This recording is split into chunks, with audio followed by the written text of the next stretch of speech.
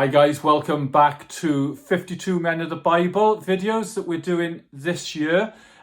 We are rattling through these now. We're on week 21, and we're looking at one of the wisest men who ever walked this earth, King Solomon. When God offered him absolutely anything he could have, he just had to name what he wanted. He asked for wisdom and discernment, a wise and discerning heart. So we're going to have a look at King Solomon this week. And just a heads up, if you grab your Bibles, the first 11 chapters of 1 Kings will give you the story of Solomon.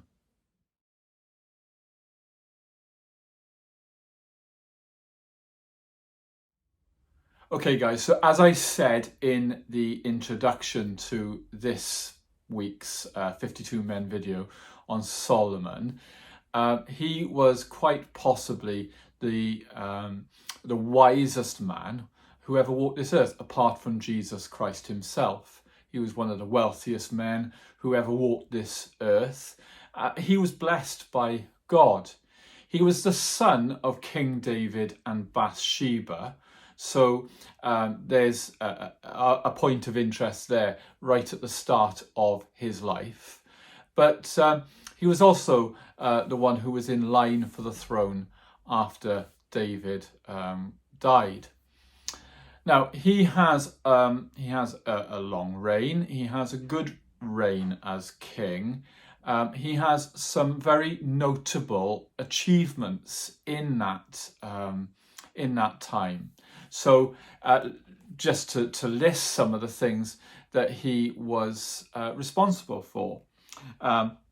One of the first things, and this is probably not an achievement, he had 700 wives and 300 concubines.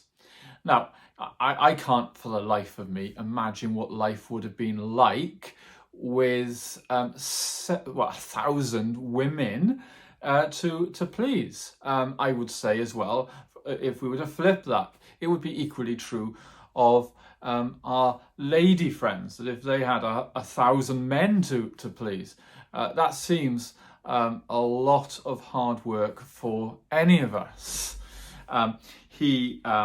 He wrote over 3,000 proverbs, and that harks back to the wisdom, if you like, that he had.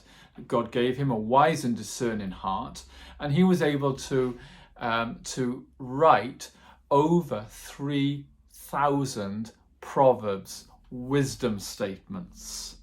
He composed over 1,000 songs, so he was musical as well.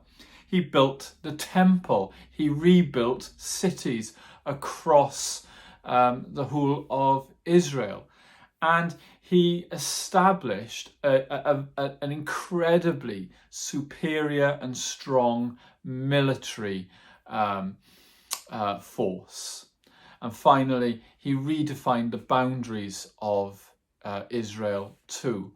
So over the course of his reign, he is a very, very active king. And so much of this is really down to his wisdom. You may remember the story about the mother whose baby died, and she took another woman's baby. And the other woman obviously was very distraught about that. And so the two women came and presented themselves to Solomon. And Solomon says to them, right, okay, there's only one way we're going to really work this out. What we will do is we will cut the baby in half. You can have one half and you can have the other half. That's the only way we can resolve this. And the one mother was absolutely distraught and said, no, absolutely not. We cannot harm my child. I will sacrifice my right, and the other mother can have the child. And Solomon said that in that moment he knew who the mother really was, and so therefore the real mother had the child. Now that's incredible wisdom. Although even the thought of harming a child is something that we would never ever condone. But I don't think that that was Solomon's heart anyway. So he was known as an incredibly wise ruler, king. He was known all over the world, the known world at that time, for his wisdom and his wealth. Cleopatra was very much a fan of his and actually came to see him. So all of that. But here's the thing, and this is the thing I think for us as men, because I'll confess to you, I am not particularly wealthy. I don't have authority over a whole nation, and my wisdom, well, I think that's got a fair amount of evidence that there's work to be done on that. So I think we can learn from Solomon that what we should always be asking God for is a wise and discerning heart, and God gives that to so many of us. And I have many friends that when I speak to them, I know that they have wise and discerning hearts. So that's one thing.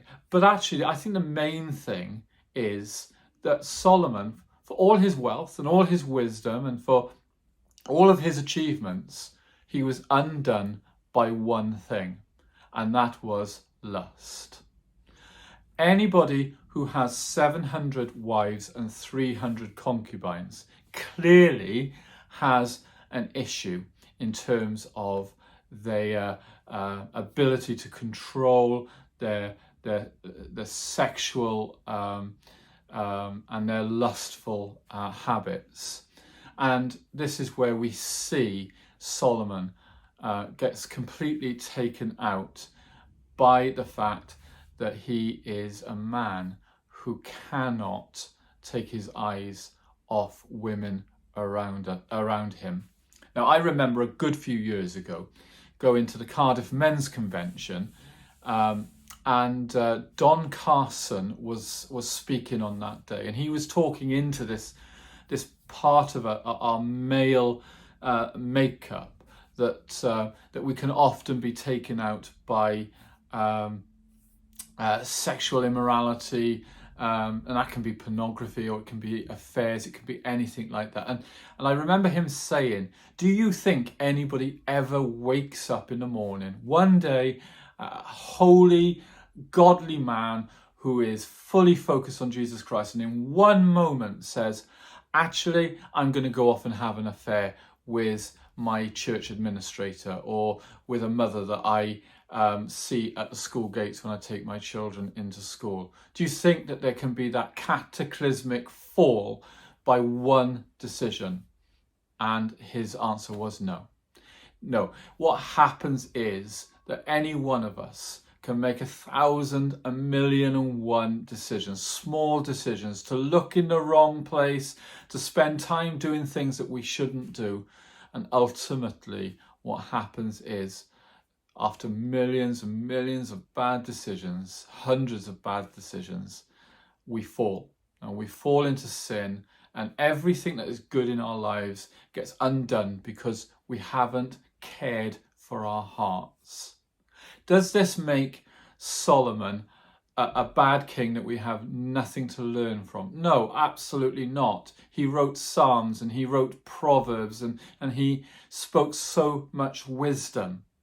So we know that that he was a good man who loved the Lord. But actually what we often remember him for was that he was a bit of a naughty boy when it came to the opposite sex.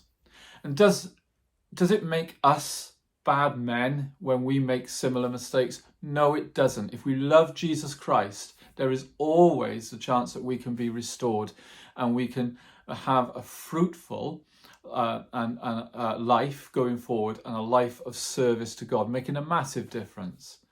But here's the thing. Our character is so massively important. When we ask for a wise and discerning heart, It's not simply so that we can write lots of proverbs and lots of songs. It's not simply so we can make a decision when two women come to us claiming to be the mother of the same child, or whatever our context is in that regard. When we ask for a wise and discerning heart, we're asking for a heart that is completely and utterly focused on Jesus Christ.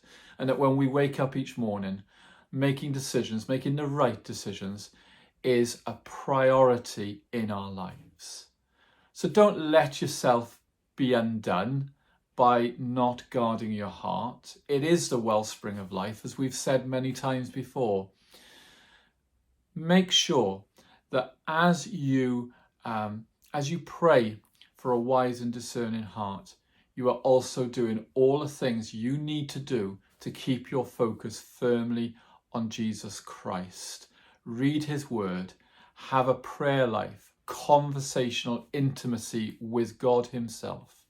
And remember that by making a lot of small decisions that are bad but don't appear to be too bad, they build up, they come together, and living in that way, we will always be susceptible to a big fall. Have a great week, guys. I pray that every decision you make this week will be good. And when we make a mistake, I pray that we come quickly back to Jesus Christ and remember that a wise and discerning heart always looks to Christ and nowhere else. See you next week.